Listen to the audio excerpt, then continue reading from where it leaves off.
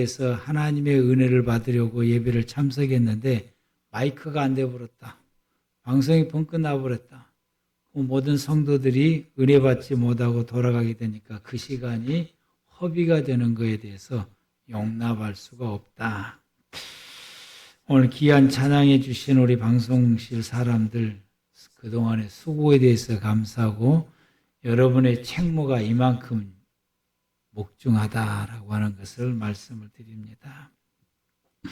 지난주에 부활절 예배는 우리 성도 여러분들께서 다 같이 한 마음으로 동참하셔서 하나님께 영광을 돌리고 또 우리 모두에게 감동과 큰 기쁨을 주는 은혜스러운 그런 시간이었습니다. 또 짜임새를 또 참 잘 짜가지고 그 짜임새를 보니까 하나님 앞에 나가서 하나님께 영광을 돌리고 헌신을 다짐하고 예수님의 죽으심과 부활하심을 고백하고 살아계신 성삼위 하나님과 남은 인생 함께 살아가고자 하는 소망을 담은 그 기도가 구성된 이 예배였던 것이 부활절 때의 예배입니다. 참 이 모든 것에 여러분들이 동참하시고 또 그 뜨겁게 예배를 드려주신 우리 모든 성도 여러분들에게 또 수고하시는 또 선택받은 모든 분들에게 참 감사를 드립니다. 그래서 찬양 예배가 너무 크다 보게 되니까 지난주에 제가 말씀드렸던 말씀이 찬양에 묻혀가지고 우리 성도님들이 지난주 목사님 뭔 설교했는지도 잘 모르는 것 같아요. 무슨 말씀을 했는지도 잘 이렇게 부활하시는 예수님께서 제자들에게 갈릴리에서 만나자라고 말씀을 갈릴리에서 만나자. 예수님께서 갈릴리에서 호숫가에서 예수님께서 제자들을 만나가지고 두 가지를 하시게 됩니다. 물고기 153마리를 잡게 하신 일과 베드로에게 네가 나를 사랑하느냐라고 물으시고 내 양을 치라 이 말씀을 3번 반복해서 말씀하신 것입니다. 이게 갈릴리에서 행하시고 그거 하시고는 다시 또 예루살렘에 돌아와서 예루살렘 마가의 다락방을 중심해서 이렇게 40일간을 보내게 됩니다. 물고기 153마리를 잡게 하신 것은 예수님의 죽으심과 부활하신 것은 번제단과 같이 예수님께서 속죄와 생명을 주시는 분이다라고 하는 것을 완전히 각인을 시켜주시는 하나의 사건입니다. 예수님의 제자들은 이 물고기 153마리를 잡는 것으로 인하여서 예수님께서 죽으심과 부활하신 것이 어떤 의미인지를 확고하게 깨닫게 되고 이 예수님의 이분이 누구인지에 대해서 명확하게 인식을 하게 되고 그리고 내 양을 치라라고 하는 이 말씀을 3번에서 반복해서 들을 때에 베드로에게 하신 말씀이지만은 다른 모든 제자들도 내게 하시는 말씀으로 바꿔서 그리고 모든 제자들이 이와 같이 자신의 사명이 무엇인지를 명확하게 깨닫게 되고 남은 인생을 예수님의 죽으심과 부활하심을 전하면서 그들의 인생을 순교로서 마감을 하게 됩니다. 이와 같이 우리도 이 부활절을 지나면서 이 찬양 예배의 그 은혜와 감동이 너무 크다 보게 되니까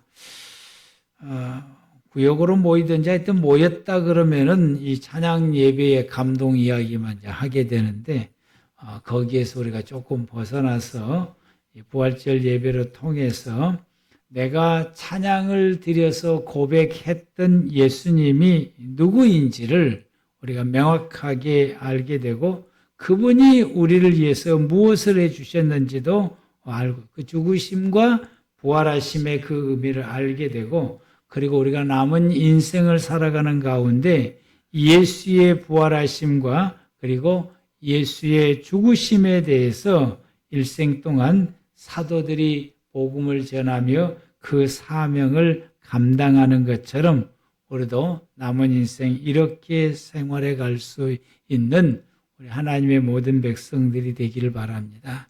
이게 이제 지난주 말씀이에요.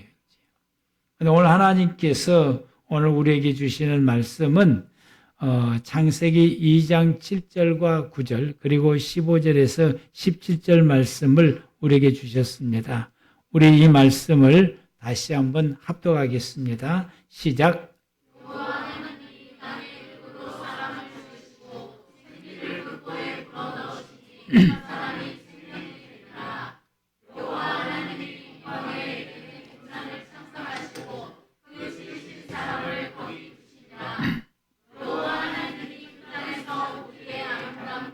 먹기에 좋은 나무가 나게 하시니 동산 가운데는 생명나무와 선악을 알게 하는 나무도 있더라.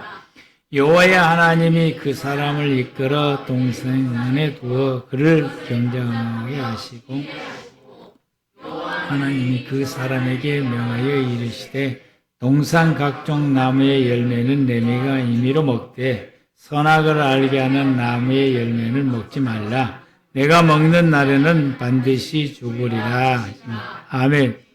그래서 이 말씀을 중심해서 오늘 말씀의 제목이 지음받은 그대로, 지음받은 그대로입니다. 이 제목을 신학적인 용어로 우리가 좀 바꾼다면은 이런 단어가 됩니다. 정결이라고 하는 이 단어가 되게 됩니다. 지음받는 모습 그대로 보존되어 있는 상태를 정결하다 이렇게 말하게 됩니다. 이 정결이라고 하는 이 말의 어원은 히브리적인 어원은 타오르라고 단어이고 헬라 말로는 카타로스다라고 하는데 이 단어의 어원의 뜻은 순수함, 깨끗하다라는 깨끗함. 그래서 다른 어떤 이물질이 전혀 섞이지 아니하는 100%의 순수한 원형 그대로 있는 상태를 말합니다.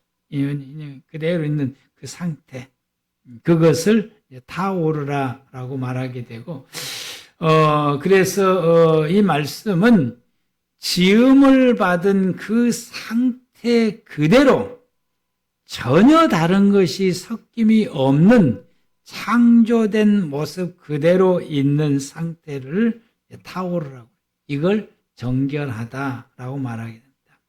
이렇게 해야, 이런 상태가 되어져야 하나님과 함께 할 수 있는 거예요.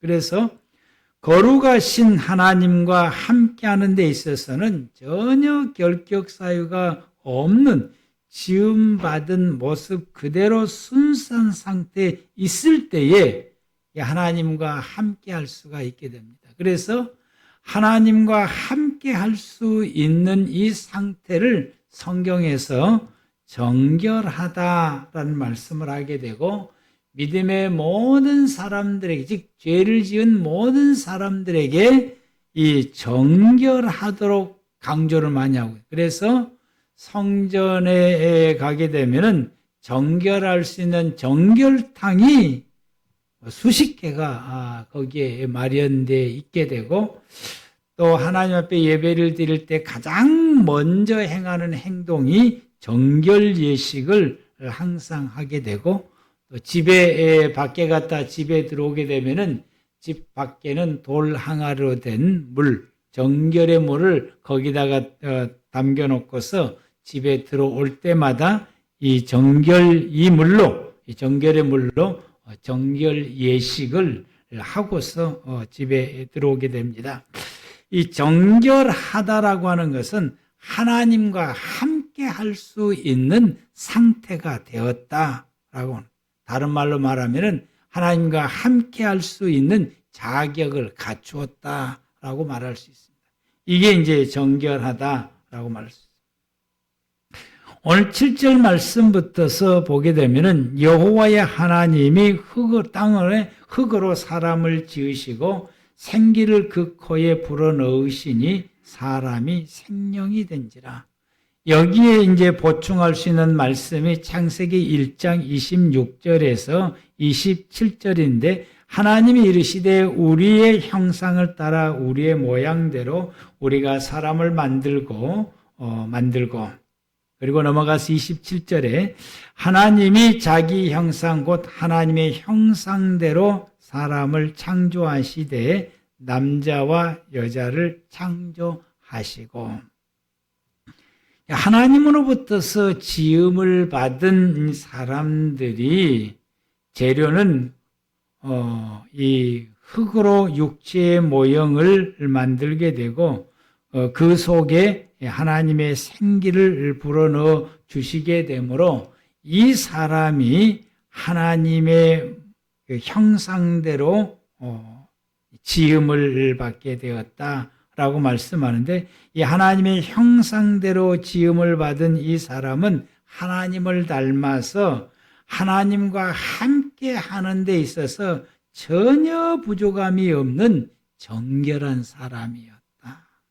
그래서 지음 받자마자 정결의식 없이 바로 하나님께서 하나님과 함께 생활해야 할 수 있는 공간인 에덴 동산을 만드시고 거기다가 그들을 두시고 그리고 하나님과 함께 살아갈 수 있게 하신 거예요. 여기서 생활할 때는 정결 예식이 필요가 없어요. 왜? 정결한 자가 이미 돼 있고 그리고 지음받은 이것이 하나도 손상되지 아니하고 원형 그대로 있는 상태에 있는 겁니다. 원형 그대로 하나님을 닮은 모습 그대로 하나님이 지으신 모습 그대로 거기 있어서 거기서 그들이 하나님과 함께 생활해 가게 됩니다. 그래서 거기 말씀을 보게 되면 9절 말씀을 보면은 여호와의 하나님이 그 땅에 보기에 아름답고 먹기에 좋은 나무가 나게 하시니 동산 가운데에서는 생명나무와 선악을 알게 하는 나무도 있다. 이게 이제 에덴 동산의 구조고 말씀이에요. 이 말씀은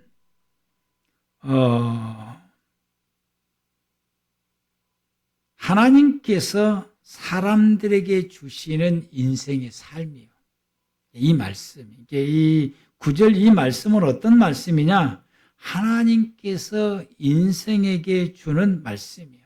사람은 그 사람이 살아갈 수 있는 삶이 어떤 삶부터 시작이 되었느냐 하게 되면은 이웃과 함께 하나님과 함께 살아가는 삶이 하나님께서 사람에게 주시는 삶이요.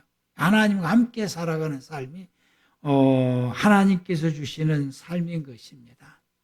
우리가 살아가는 모든 삶들이 하나님 없이 살아가는 그 삶은 하나님이 주시는 삶이 아니에요. 이 삶은 누가 주었느냐? 창세기 3장을 보니까 하나님 없이 살아가는 삶은 사단이 준 삶인 것이에요. 하나님이 우리에게 최초에 주었던 삶은 내 주변에 있는 모든 사람과 더불어서 하나님과 함께 살아가는 삶을 살아가는 것이 하나님이 우리에게 주신 삶입니다. 여호와의 하나님이 그 땅에 보기에 아름답고 먹기에 좋은 나무가 나게 하시니 하는 이 삶은 내가 살아가는 내 인생의 삶인데 그 삶 가운데에 동산 가운데에는 그 삶 가운데에 생명나무와 선악을 알게 하는 나무도 있더라. 이 말씀은 하나님과 함께 살아가는 삶을 주었다라는 것이죠. 내가 살아가는 생활 가운데 동산 가운데에 그 중심에 생명나무와 선악을 알게 하는 나무가 그 중심에 있었더라. 동산 가운데 있었다라고. 내 삶의 중심이 하나님과 함께 살아가는 삶, 이것이 하나님께서 우리에게 주시는 삶이었습니다. 최초의 우리 사람에게 주시는 삶인 것입니다. 그래서 내가 내 주변의 삶과 함께 더불어서 하나님과 함께 살아가는 삶은 그 사람은 이제 하나님이 주시는 삶을 살고 있는 것입니다. 그래서 이것이 하나님이 우리에게 주시는 나의 삶의 원형의 모습, 그리고 삶의 원형의 모습이요. 이걸 우리는 뭐라고 말하냐면은 하나님의 나라다고 말해요. 이 삶을 하나님의 나라다라고 말해요. 그래서 우리가 하나님의 나라는, 완벽한 하나님의 나라는 저 영원한 나라가 완벽한 나라예요. 내가 내 생명 끝나면은 가는 나라. 그게 하나 예수 그리스도의 이름으로 갈 수 있는 그 나라가, 이 완벽한 하나님의 나라가 저 영원한 하나님의 나라이고, 우리가 이 땅에서 생활해가는 이 생활의 나라는 하나님의 나라의 모습을 우리가 미리 선지해서 살아갈 수 있는 나라인 것이죠.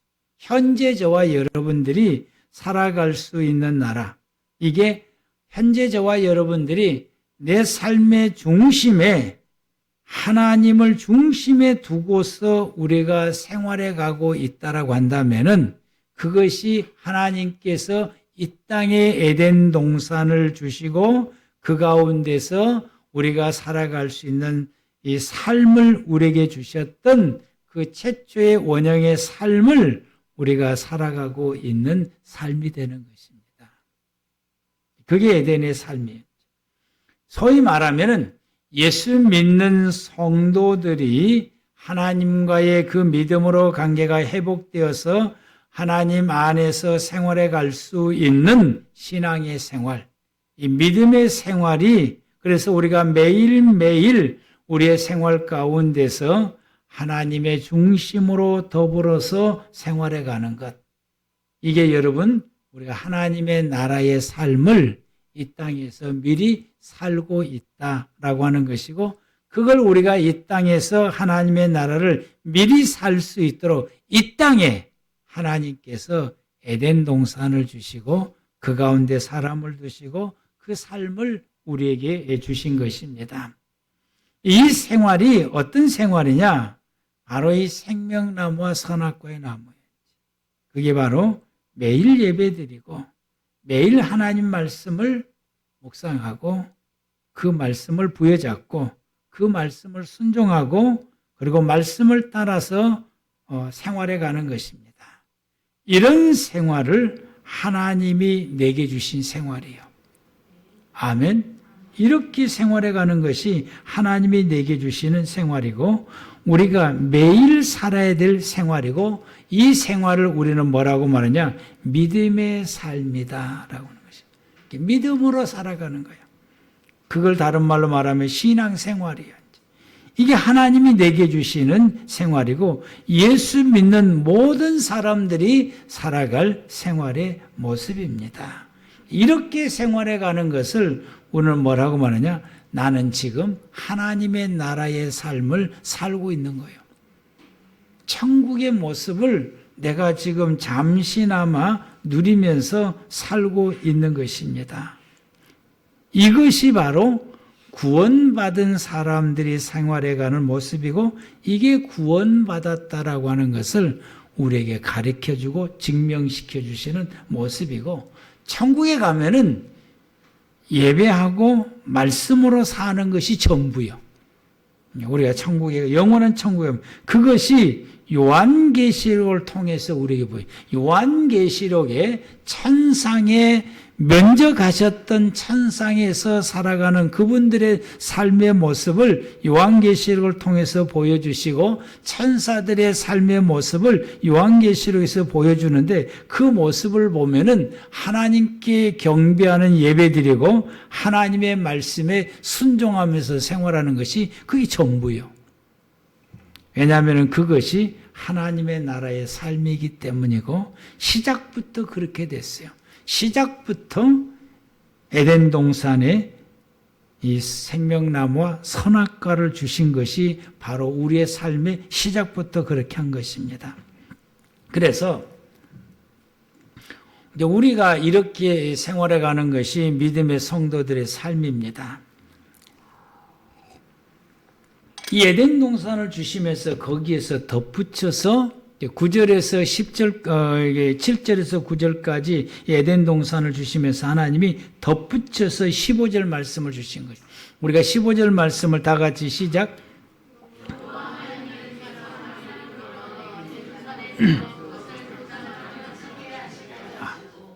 에덴 동산을 딱 주시고서 딱 갖추어서 딱 주시고 뭐라고 말씀하시냐면은 경작하고 지키라. 옛날 성경은 다스리고 지키라 이렇게 나왔어요. 경작하고 지키라. 그래서 지키란 말을 먼저 하겠는데요. 지키고 이렇게 지키고 지키게 하시고 지키고 지키다라고 하는 말은 히브리 말로 네샤 메하흐라고 하는 메하흐. 이 단어의 이 말이 어디서 왔느냐면은 세마르라고 하는 이 언어에서 왔어요. 이제 이 왔는데 이 단어의 뜻이 보존하다, 울타리를 치다 이 말인 것이. 다른 말로 말하면은 이 하나님으로부터서 지음을 받았던 그 원형 그대로 보존해 가는 것을 지키다 이 말인 거예요. 그래서 하나님께서 에덴 동산을 거기 주시고 또 하나님을 닮은 사람을 지으시고 그 원형 그대로 주시고 그걸 딱 주시고 이거 전혀 손상시키지 말고 잘 지키라. 전혀 손상되지 않도록 끝까지 잘 지키라 라고 말씀하신 거예요. 그걸 끝까지 원형이 손상되지 않도록 지키라. 이게 우리 믿음의 성도들이 해야 될 일인 것이요. 지켜야 돼. 에덴 동산에서 살고 있는 사람들이 해야 될 일인 것입니다. 이 말씀이 예수 그리스도를 통해서 구원받은 성도들이 믿음으로 살아가는 삶인데 그 믿음으로 살아가는 그 믿음을 내가 죽을 때까지 지키는 것이 신앙생활이에요. 지켜야 돼요.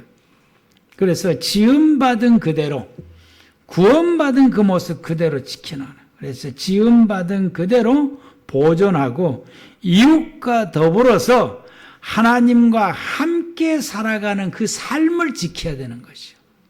믿음의 생활을 끝까지 지켜야 돼요. 예배드린 생활을 끝까지 지켜야 되고 성경 말씀, 하나님의 말씀을 순종하면서 생활해가는 것을 끝까지 지켜야 돼요. 지켜야 예배를 지금도 지킬 수. 오늘 이 보니까 결석이 많아요. 이제 결석 많은 사람들은 뭘 못하는 거예요? 지키는 걸 못하는 거예요. 지키지 못하면 예배를 술술 빠지는 겁니다. 예배 안 드리는 거예요. 예배를 못 드리는 거죠. 그래서 지키라라고 지키라. 그래서 어떤 경우에도 이것을 잃으면 안 된다라고 말이에요. 그걸 잃어버린 것은 다른 말로 말하면 천국을 잃어버린 겁니다. 하나님 나라를 잃어버린 거예요. 그걸 잃어버린 것은. 그래서 내 모습 속에서 하나님 닮은 모습을 잃으면 안 되는 거예요.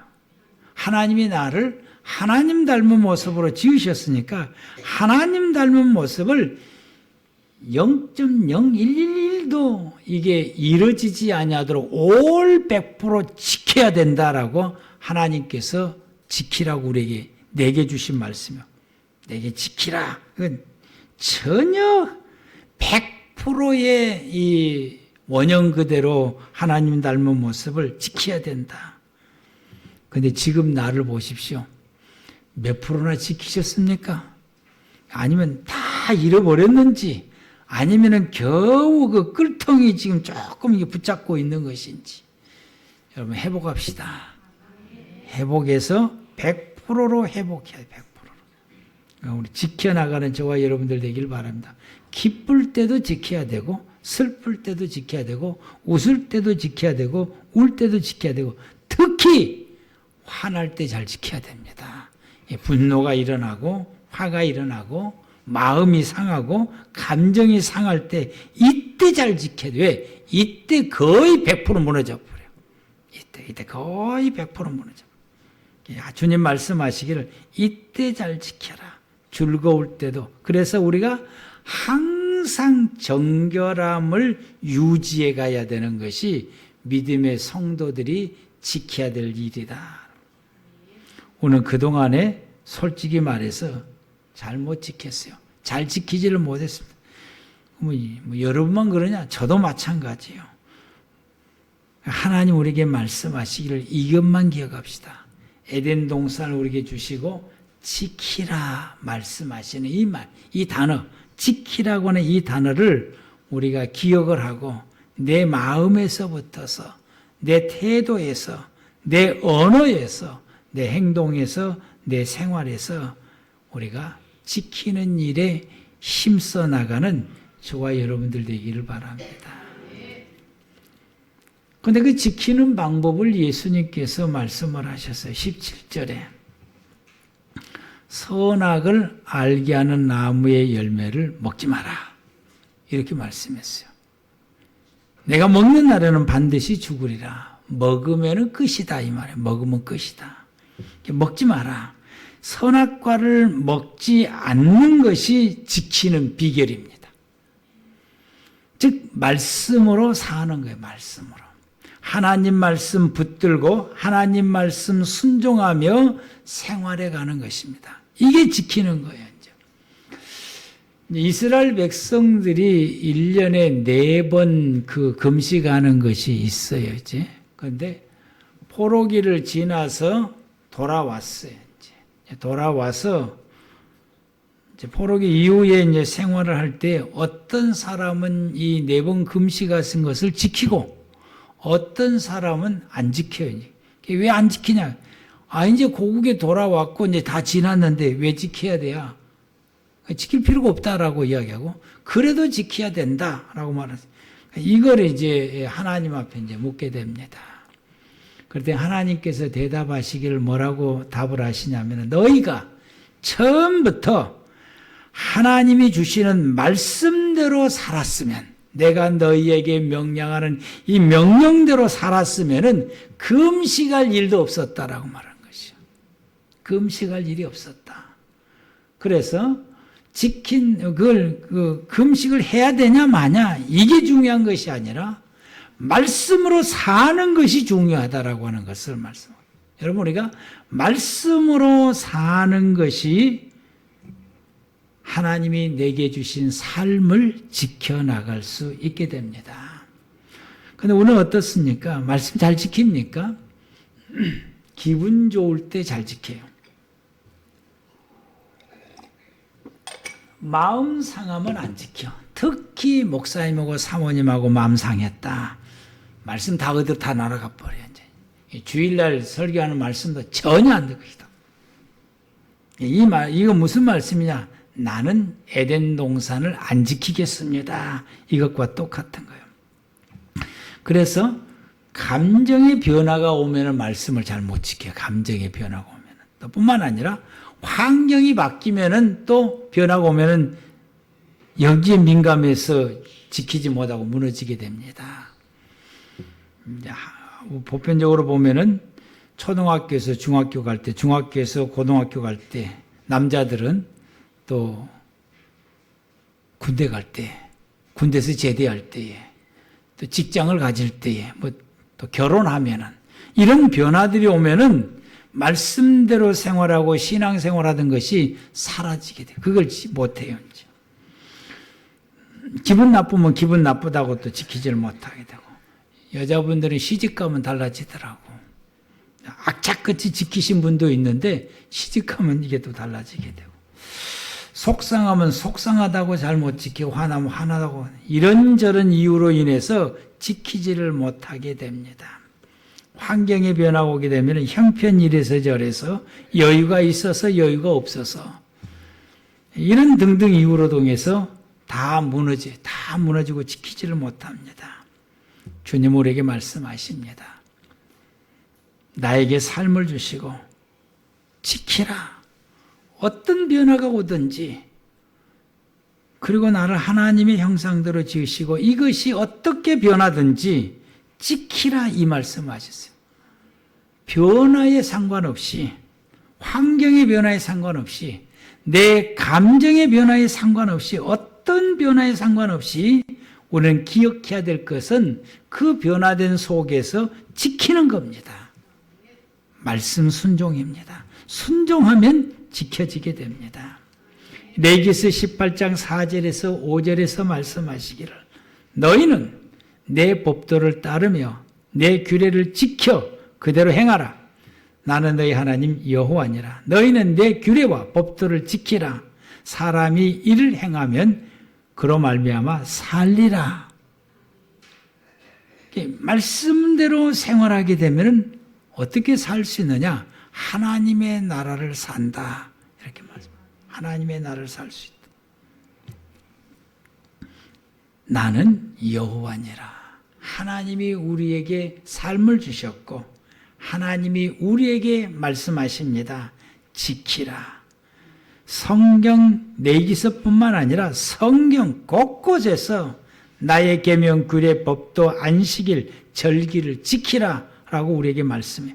신명기에서는 같은 말씀을 하시고 덧붙여서 마음을 다하여 힘껏 지키라고 해요.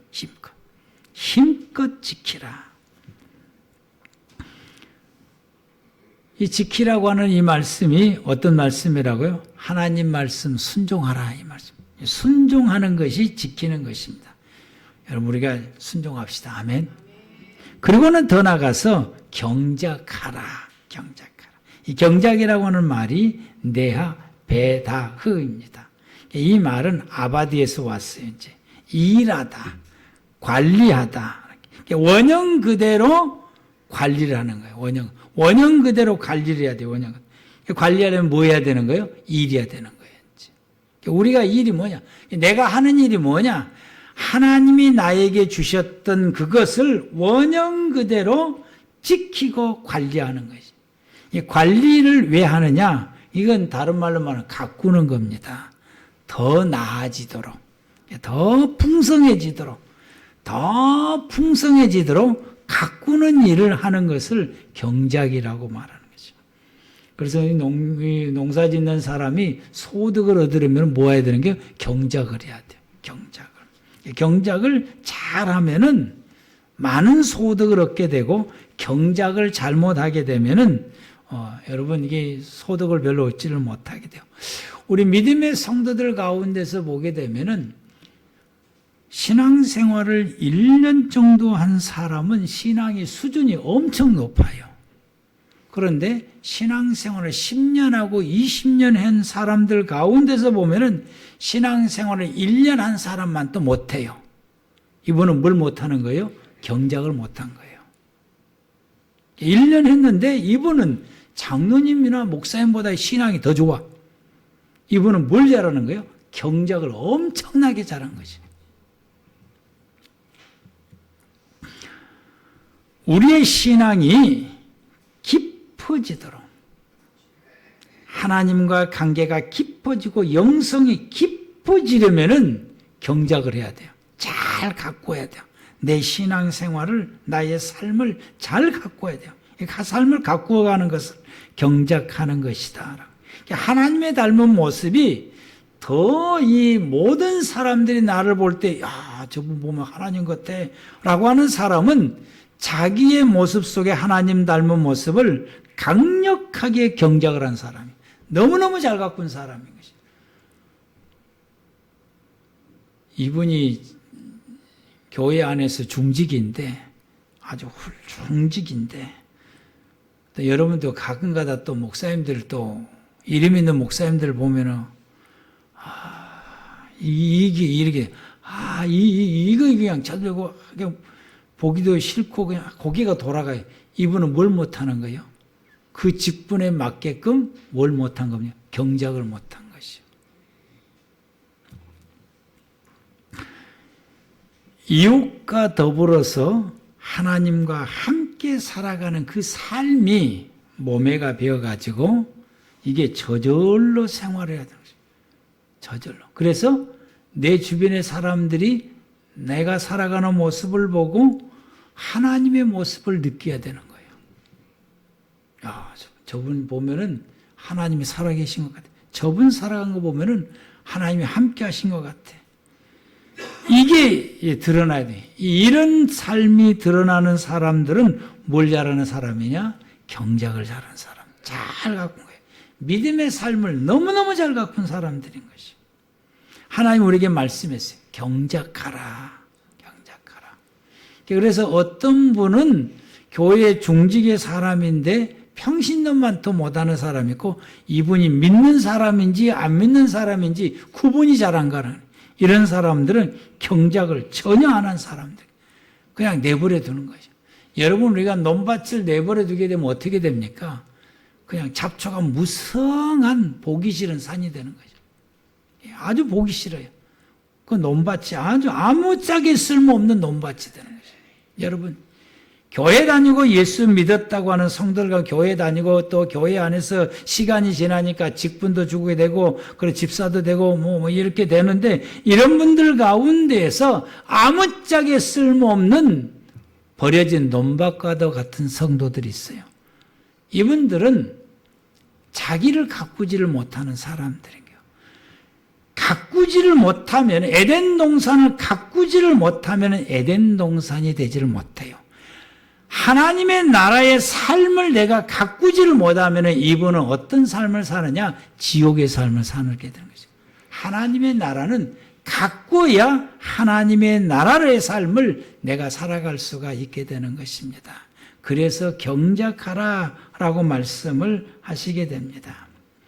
여러분, 경작해야 신앙의 연도가 길어질수록, 직분이 높아질수록 영적인 삶의 질이 높아져야 되는 거예요. 집사만큼 높아져야 되고, 권사만큼 높아져야 되고, 그리고 장로님만큼, 목사님만큼 높아져야 돼요. 신앙의 질이.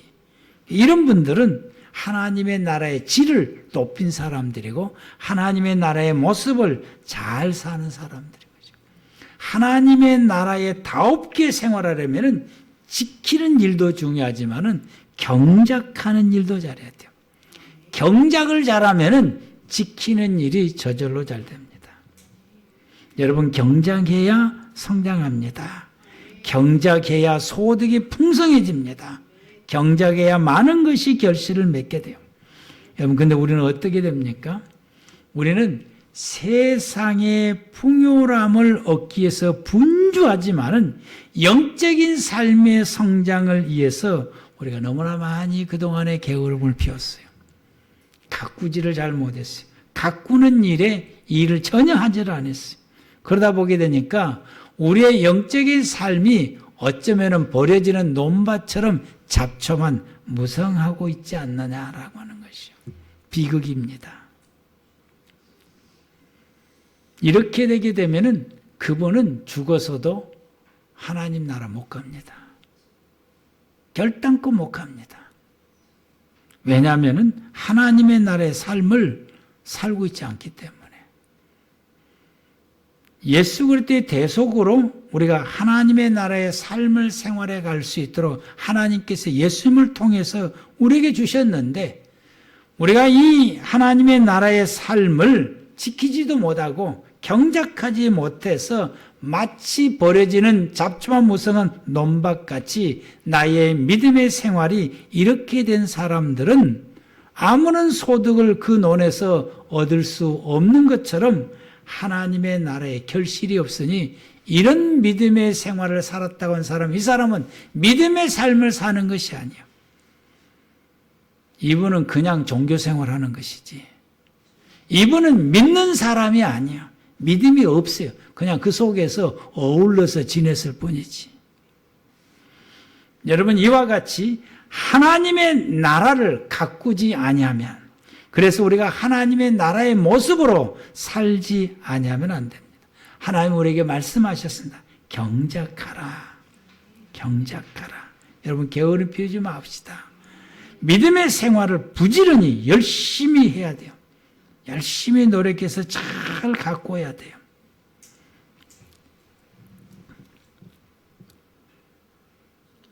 그것이 하나님께서 뭐라고 말씀했느냐? 선악을 알게 하는 나무의 열매를 먹지 마라. 우리가 말씀 따라서 살면은 경작은 저절로 됩니다. 아멘. 말씀 따라 살면은 경작은 저절로 되는 것이죠. 지키는 것도 저절로 돼요. 그래서 하나님께서 에덴 동산을 주시면서 17절에 우리 17절 말씀, 선악을 알게 하는 나무의 열매를 먹지 말라. 내가 먹는 날은 반드시 죽으리라. 다시 한번 시작. 선악을 알게 하는 나무의 열매는 먹지 말라. 내가 먹는 날에는 반드시 죽으리라. 말씀 순종하라. 이 말을 조금 더 구체적으로 한 말씀이 레위기서 18장 4절 말씀. 18장 4절 말씀 시작. 너희는 내 법도를 따르며 내 규례를 지켜 그대로 행하라. 나는 너의 하나님 여호와니라. 말씀대로 살아라. 그것이 우리가 에덴 동산을 지키고 에덴 동산을 가꾸는 일이고, 이것이 말씀대로 사는 것이 신앙의 생활이고 믿음의 생활입니다. 기도하겠습니다.